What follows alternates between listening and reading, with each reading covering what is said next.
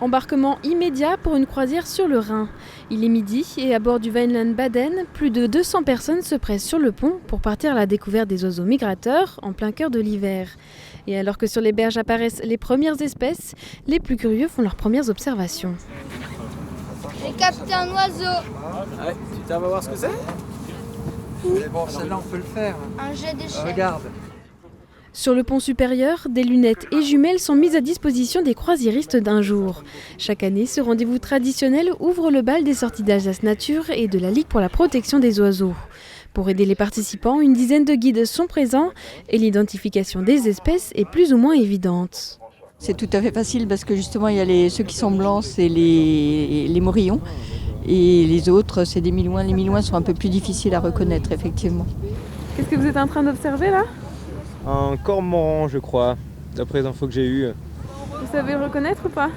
Non, moyennement, étant donné que je débute un petit peu dans l'observation d'oiseaux. Donc c'est vrai que je me base beaucoup quand même sur les commentaires de nos guides. Là, je crois que j'ai trouvé 2 couples de colverts, je crois. Je reconnais surtout le mâle en fait, parce qu'il a la tête qui est verte. Et du coup, c'est simple.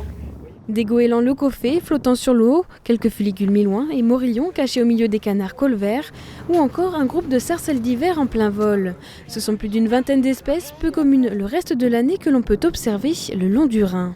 En hiver, il y a un événement assez fabuleux qui est en fait la migration des oiseaux qui vivent dans les pays scandinaves et qui descendent vers des contrées un peu plus chaudes pour tout simplement pour pouvoir trouver gîte et puis couvert. Et il se trouve que l'Alsace et le Rhin en l'occurrence est un point de passage et d'hivernage important pour ces oiseaux-là. Ainsi, chaque mois de janvier, on comptabilise 70 000 oiseaux d'eau qui viennent trouver refuge dans nos latitudes, faisant de l'Alsace la deuxième région d'hivernage des oiseaux en France, après la Camargue. Et les commentaires des 2 ornithologues à l'avant du bateau rythment la croisière. Des cormorans à tribord et tout le monde se presse de l'autre côté du bateau pour avoir le meilleur point de vue. Sur bâbord, vous pouvez voir 2 foulques macroules qui sont toutes noires, gris foncé, avec juste au niveau du bec une tache gris clair. Au fil de l'eau, le bateau remonte ainsi le Rhin depuis Kems jusqu'au pays des 3 frontières, aux portes de Bâle. On est passé par plusieurs endroits stratégiques pour les oiseaux, bien entendu.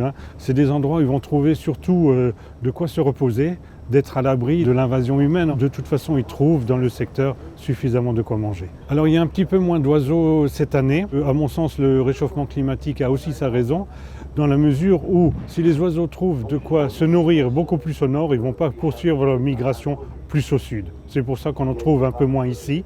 Ils sont restés dans des régions un peu plus septentrionales. Pour les plus frileux, une salle chauffée leur permet d'observer les oiseaux bien au chaud tout en participant à des activités ludiques. De quoi sensibiliser le public à la protection des oiseaux par l'observation en milieu naturel. Après 4 heures de croisière, c'est mission accomplie.